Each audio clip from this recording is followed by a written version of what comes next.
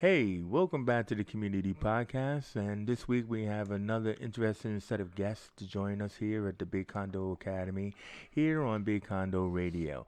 And I would just like to say that this guy is familiar. It's familiar to us because he's a recurring guest. He's like a guy on a sitcom and everything. But I'd like to welcome James Diboe. How you doing, Chase? Great to be back on again. Well, yeah, James, I love our conversations, and I find that here in Black History Month is perfect, really, to be having a conversation like that. But as most people will say, is that Black History Month should be every month, really. Because I also like how when you and Patrick was here, it's like, do we need to really call it Black History Month? It's really more like World History Month. Oh, we live it every day, 365 days a year, There we go. including the leap year. Exactly, So exactly. So, so it's like that. But then also too is that what I've been finding powerful is that with these conversations that I've been having, it's like I've been awakened to this black excellence that we've always should have had, but have been whitewashed away. And when you and Patrick been on here, and you yourself, it's like it's a constant reminder that wait a minute, I didn't know that. I didn't know that. We talk about this. I didn't know that. And we've constantly been fed these like breadcrumbs in a fish tank, right? This is how life is. Suck it up. yep, And you have often always been awakened. I would say always been awakened. Matter of fact, we haven't even actually talked about your origin story. Because I know you this world traveler, and you've been studying and researching, and it started out as a personal thing. But like, give us a bit of that origin taste. I mean, where does James come from? okay. Obviously born in England, but my father's side goes to Nigeria, and my mum's side Trinidad. So with the like I say, the Nigerian and the Trinidad, both probably from the same place originally, but Mm, I've learned where the Nigerian, it's me culture. Trinidad is not my culture. right. That's where we were taken to in the since the slavery. You Yeah. know, I've always been told from young how important Africa is from very young. I was told what tribe I am. I was told what village I'm from. All right. What tribe then? I'm an Ijaw tribe of Nigeria, and it's down by Delta State. Hmm. It used to be called Wadi. So there's a lot of oil around this area that you hear about. A lot of the craziness going on sometimes and that. A lot of oil in Nigeria. Yeah, yeah. Is that a part of the Middle East oil No, thread, or no, it's got its own. Like got it's its own? So, yeah. have what do we call those people? Colonizers. Have they come to Nigeria to tap the oil vein? I think it's more down to the government structure. Hmm. It's the same story where you go a lot of places. I don't know a whole lot about it, like Yeah. Yeah. Yeah. because I don't look too much into it. I'm just aware of like, well, that's the area that I'm from, Yeah. and it's being destroyed, Yeah. So, but yeah, so the Nigerian, the more gravitate towards it. Like I've been to Trinidad. Yeah. I've met my family there about 2 years ago, and that family who I'd never met before. Yeah. And we plan to go Nigeria, and all this has gone on now and that, but I will be going when we get the chance to and that. Yeah. But like I say, I more gravitate to my Nigerian ancestry. Let me ask you about that because, like, we had a mutual friend, Ashley Nugent, on here, and we were talking about shadism, right? Now, usually we hear the word colorism and stuff like that, and I thought, oh, this is interesting, shadism, because the shade of your skin tone, is a big thing. But he he like myself, or like my son, have mixed race heritage, and everything. And so when you talk about Nigerian and Trinidad, Yeah, it's interesting to me because they're both like black cultures, but you gravitate or you consider yourself more on the one side than the other. yeah. And I'm just curious about that. Trinidadians come from Africa. Mm. Now, my granddaddy from Trinidad. His dad was born in Guyana, South America. Yeah, yeah. That's where he was born, and Is that British Guyana or just Guyana? British Guyana. So I'm not like I say, it's the history only goes back 400 years with Trinidad. Don't get me wrong, we might have some indigenous blood or something from way back and all Yeah, that, yeah, but yeah. as far as what we know, I mean Nigeria, I point to a country, me village, me tribe. Yeah. I go to the village, the area there, so I know a lot more about it. But you have pride over the separation It's it, of what tribe you're from, which a lot of people don't, because they just look at Africa as one big tribe. well, this is it, you see, because if I analyze things from my mother's side, the Trinidad side, then I'm only going to know so much. Then I've got to look, well, where would the Trinidadians taken from? Then Mm. you look at what part of Africa. There's many different parts of Africa. Plus, as well, sometimes people were getting taken from Barbados into these areas as Mm-hmm. they're moving slaves around, weren't they? Yeah, of course, of course. So Haiti, yeah. yeah, so you're having to go back and research, and I mean, you could find out who your slave master was, Mm. and stuff. So do you think this led to your curiosity into the role that you kind of moved into as a researcher? Well, like I say, I was familiar with being a tribe from the beginning. Yeah. So as I started traveling, like from a youth, I was into watching all things like Aborigine Australians on the TV, and Yeah. wildlife and stuff, African tribes and people all over. So I always had that interest. The interest was already there. Yeah. It just when you're gonna do it. Hmm. So about 2005, 15 years ago, I went to work on the boats, the ferries, because the plan was to, this is how I'm gonna do me traveling. Yeah, of course, exactly. It didn't work out like that. I was only on there for about 9 months. I was only going to France and back and forth. And then I was speaking to a lot of the seamen, and a lot of them said, "Well, it's not like the same how it used to be. Like my father was a seaman, my uncle You was a mean seaman." you mean like you could kind of like stow away on a steam train, what do they call them, steamers, and travel and Yeah. yeah. Now it's different. Now it's people from all different places. They hire cheaper labor and stuff like that. So I just decided to start my journey from then. So about 2005, I had the vision of this is what I'm doing. Mm. And then 2006, that's when it begun, when I decided I'm going to Cuba. Right. And with Cuba, like I say, it's a communist country. I had to leave the tourist area, like I said, because, and I made up, this happened when it did. I went into these other areas to stay in another part and I mixed with real people, like I said. Yeah, that's what you like doing. That's Isn't just what I like doing, meeting good people. And you learn from them, not like just trying to get money off you every minute, because that's sometimes what you get, don't you? it? Yeah. I met some good Cuban people, and I like them people, Mm-hmm. And they've got a strong also African presence in Cuba also. Do they? Yeah. In what way? In a way like where the music, see like where you hear the music. If you listen to the Yeah, of music, course, yeah, yeah. you can hear a lot of like African, plus as well, not just African. The Spanish influence is also introduced from the Moors. Yeah, yeah, well, exactly. So either way, wherever you go, you'll see African elements all in Cuba, Haiti, and all like very similar. See, this is what I like about following this conversation because as I was telling you that some of the investigations that I was looking into, like when I was looking into like the story of Califia and stuff like that, is that the big kind of like story is from Cortez, Yeah, who was a conquistador or whatever, but he wrote something called about Esplanadia, right? It was in the book about that he tells of this warrior woman and the society off the coast. yeah, And so in that fashion is that like what I'm just trying to say is that sounds more interesting to me that the Spanish conquistadors, we never really talked about them and how they were influenced by the Africans because what it was is that the Spanish Civil War, I don't know if you heard this, but supposedly the Spanish Civil War, they had like half of their ranks were black, right? So it was made up of Africans. So and nobody talks about that. I mean, I'm pretty sure there's a movie about the Spanish Civil War and everything, but you don't really see that depicted. I mean, did any of that come across in your travels or in your study? yeah. When with the Moors, I was studying the Moors from.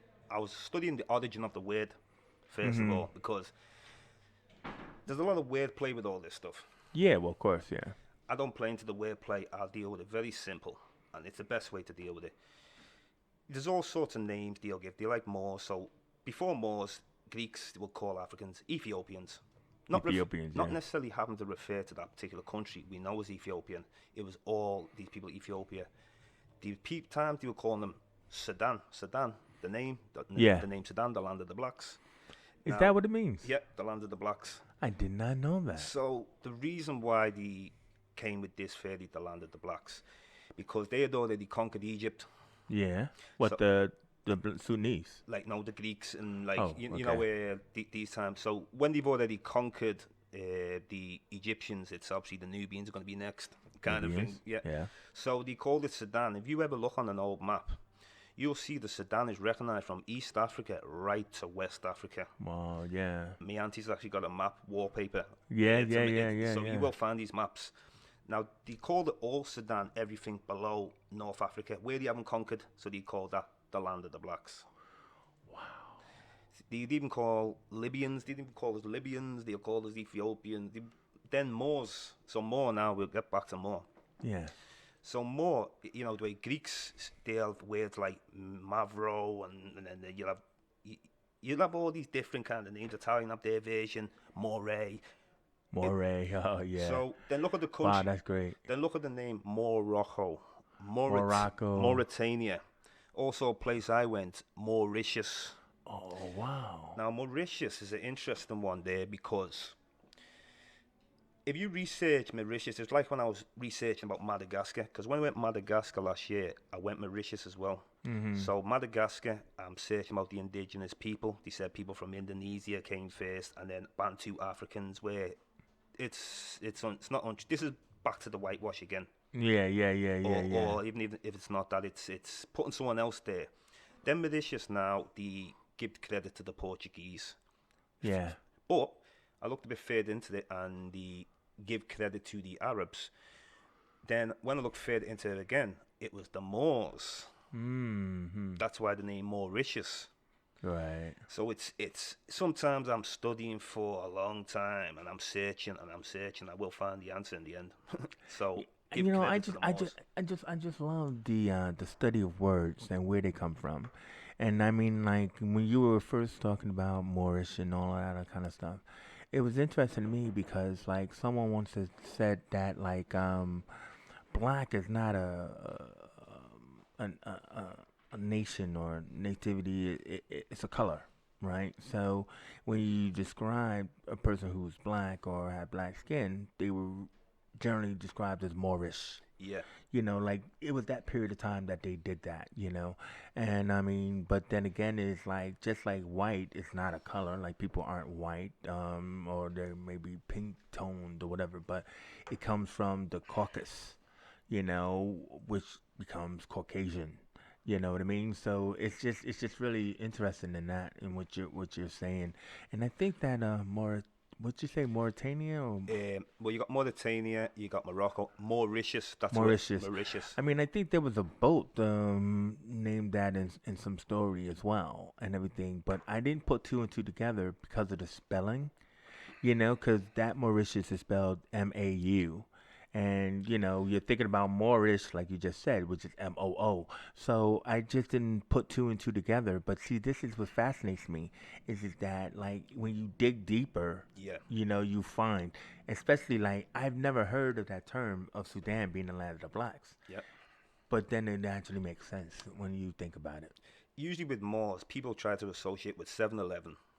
What do you mean by that? 7-Eleven, the year 7-Eleven AD. Okay, thank you. I'm thinking about a drink and a Yeah. big gulp. Now, a man called Tariq is the one who conquered Spain. All right. And he came with about maybe a large army of Africans. A Mm. very large army. But not all of them was Africans. Majority be Africans. Some would have been Arabs. Mm. Now, He came by boat. yeah, well, they crossed it's the Gibraltar Strait. By Yeah, boat yeah, yeah, or yeah, by yeah. yeah. So now everyone always associates it with 7-Eleven the Moors. When you can find the Carthaginians and when they were going like taking Sicily, they were called Moors, Maurice. They have different names. Yeah, Like yeah, that. yeah, yeah. Because you're also talking about the city of Carthage, which I mentioned before, Yeah, that had a lot of early technology yeah. Like and everything. Hannibal. Just times Mm-hmm. when he went to Spain. Right. Hannibal Barca, Barcelona, and then obviously he went to West Africa also, Yeah. Hannibal. And also you can find coins with Hannibal on it. That's what was Obviously, yeah. very interesting. And Well, what do you think they were taking that whole Medici kind of look at way Greeks like to put their heads on coins? yeah, you see an elephant also. Oh Yeah, yeah. yeah, yeah. Because Sacred animal. he was amazing what he did, Hannibal. Yeah. Um, he was like Rome's nightmare. But he committed suicide in the end, didn't he? You know. You're gonna have to tell a story of Hannibal Yeah. when you start your show. I Yeah. could see that happening. But let's. I mean, so this seafaring blacks or seafaring Africans, right? Let's talk about that because, I'm really tired of hearing the story of the nitty gritty and how slaves, that's just the only way they traveled here from Africa in chains. And I'm often fascinated when you do the reading about these seafaring Africans, and like, so I was telling a story, you can help me with the story of Prince Abu Bakr, Mansa's brother. who was, well, yeah. Yeah, yeah. But then the thing about it is that, so they were brothers, Hmm. but they ruled Mali, I believe it was, Mali, which yeah. was in West Africa. Yeah. And what it was is that, like, so Abu Bakr always sent ships out, Yeah. and like they came back, but he always seemed to have a longing for the sea. As the story goes, to the point where, look, I'm not gonna rule this country and stuff. It's kind of like being the second born, right? So I'm actually gonna go out on this next ship, and of course it's like not heard of. You're a prince. You know what I Yeah. mean? What do you mean? But that was kind of like that attitude of like, there's something I want to do. There's something for me out there. Which is what I love about that story. But then when he went and he took all the gold and the men and the spices, whatever, and he never returned. So on the one hand, that's kind of like the end of his story, but I'm more curious about where did he end up, because we already know. Listen, everybody knows that Chase likes to pretend to be a flat earther, and look, man, it's a joke. But still, like, the deal is, Mm. he didn't go off the edge, Oh which no, they no. did believe at the time that he would, right? So he must have just went off the edge. But like the point is that he didn't return because maybe he had things to build, things to create. So what period of time are we talking about? Like the 12th century AD's times, Mansa Musa, and Yeah. I believe when he's gone to America, when his brother went to America. Well, let's just call it the New World because Yeah. it wasn't America then. Okay, okay. This is nothing new to them. No, it wasn't. No, they did it. They knew the route. The currents of the ocean as well. Yeah, yeah. Because It led them straight different. to that. There's parts I'll take you into Mexico. Mhm. There's parts I'll take you into Brazil. Mhm. So there's different areas, and also I was looking at some skeletal remains that were found in the Virgin Islands, 1250 AD, around this time. Really? Okay. 2 African skeletons were found. Now, there's different kind of studies what you can do. Some people do DNA, but there's another one where you can do the measure of the cranium. Is that the couple? Or? Yeah, there's 2 of them together, Yeah. and they had what did they have? They had clay vessels around the wrist. Mhm. So there's no surprise because I'm always searching. I've seem to come across all sorts of different things. Yeah. Even when I was in California, I was trying to go and research the California natives. Yeah. Now, there's a lot of you've got like a bunch of people still in America there who are indigenous, but are they the proper indigenous people though? No, man. Do you know They. what I mean, they were born there, so that part of it is indigenous, but that's not where they're from. Yeah, and also, you see, ancient America was a multicultural place. This is something that doesn't get talked about. Yeah, because you keep calling it America, and it wasn't. Well, the New World, you say, yeah. Well, I mean- I mean, like some people have said that it was actually called Vineland after the Vikings, Yeah. right, and everything.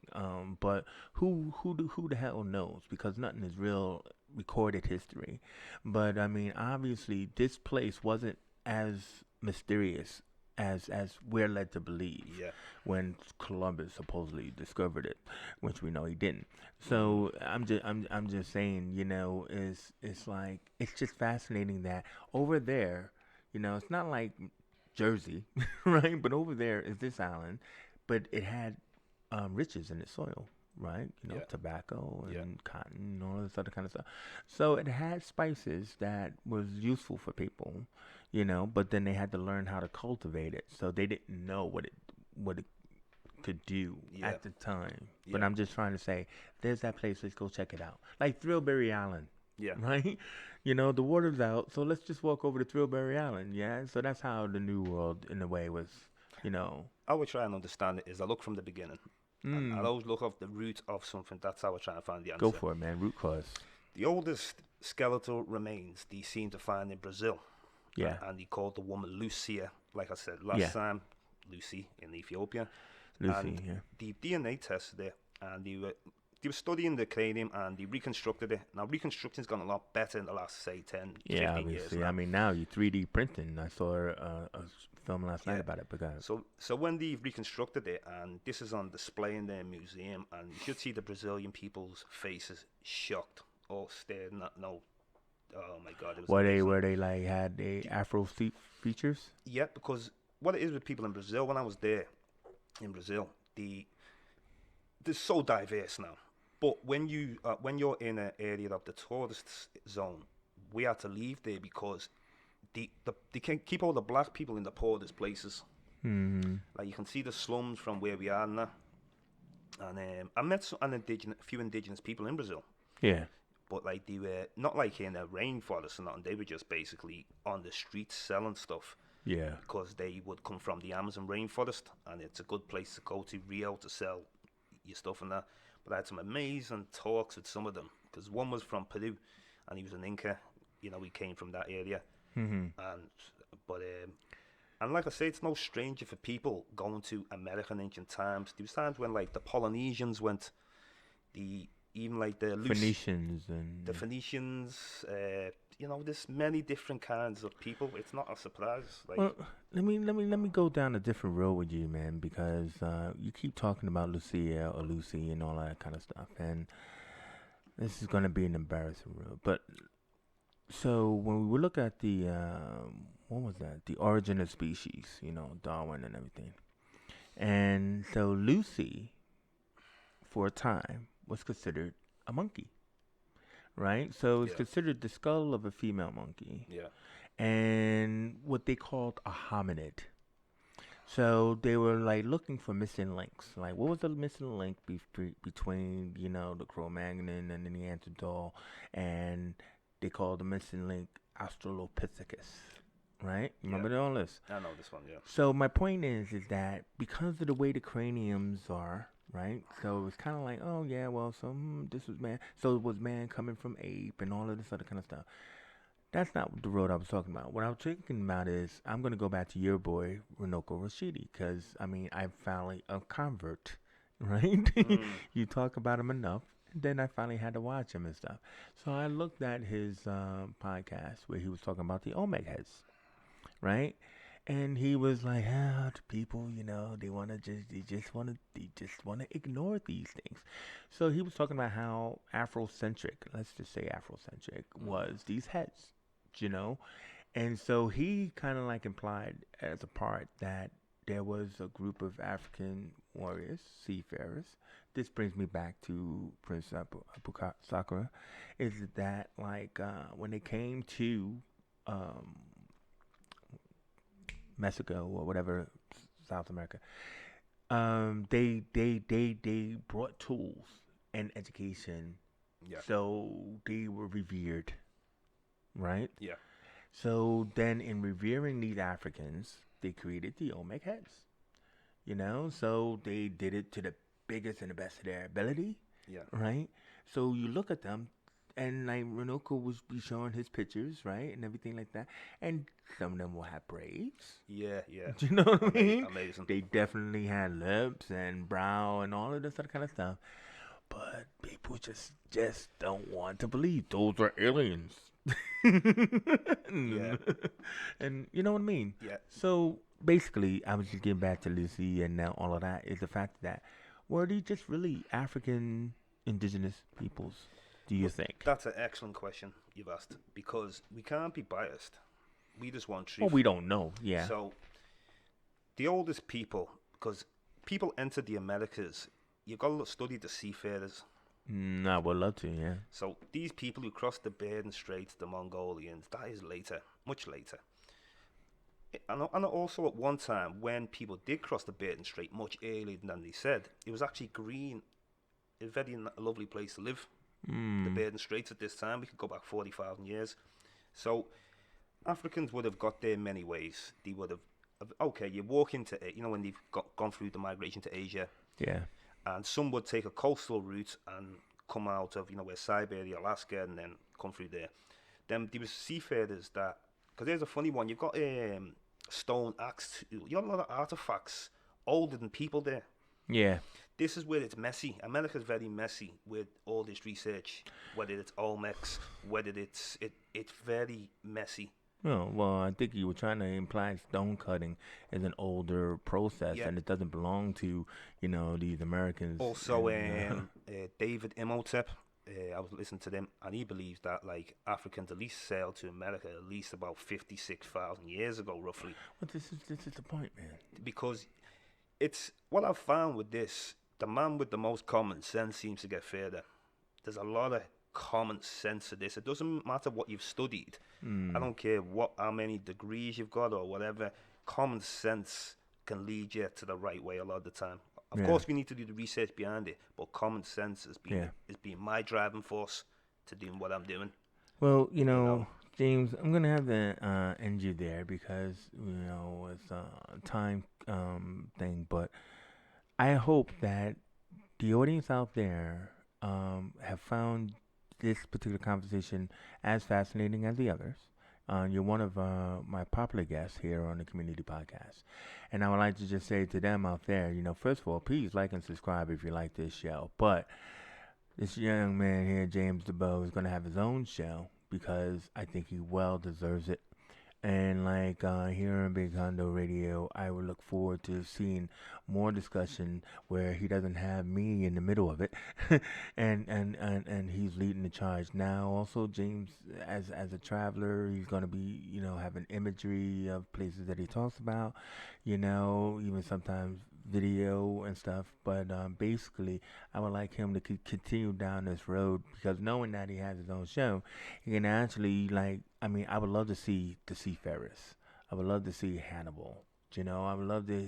hear what you got to say and continue that form of education.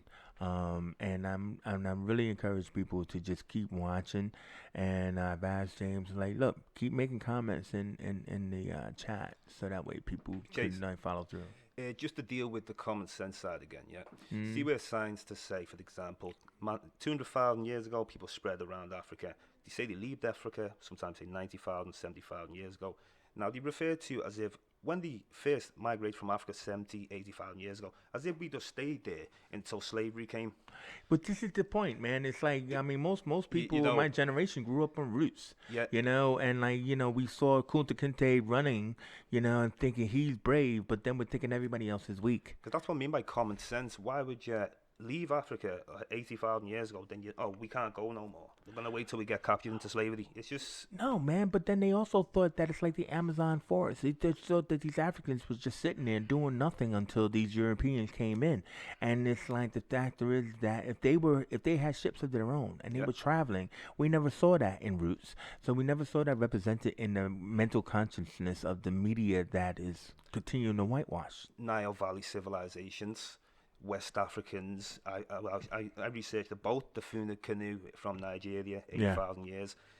There's, oh, it's unbelievable. And then the middle of Africa, the Sahara Desert, that's one of the biggest links because because it was vegetation. it was vegetation. So a lot of these tribes, I was even also researching about Bantu people again. Mm-hmm. And like I say, the Bantus are connected to West Africa, Yeah, and they would have came from West Africa at one time because they started from like Cameroon area, yeah, and all the languages are all linked up. yeah, They're all derived from one language, yeah. Africans. You know, Well, I look forward to hearing more about the Bantus because they, were one of the fiercest warriors, weren't they? And but like, I think we've only seen the Maasai represented in film because they're colorful with their red sashes and they're jumping up and down and everything like that. But then again, it's just like one will say that the Bantu is probably even more powerful than the Maasai. yeah. Well, I don't know, fight. But either way, we gotta go. I just want to thank you once again for joining me, James, here on the Community Podcast here at Big Condo Radio. And please, like I said, continue to like and subscribe. But I also ask that when we start this young man's show, I don't know what it's called yet, but either way is that, please also contact me, contact James, and I look forward to that starting in November is to bringing out the show that to continue the knowledge, bro. So thank you very much for joining me. Thank you. I'm Chase Johnson Lynch. That's James Diboe, and you know what? Hey man, we out of here. See you again. Bless.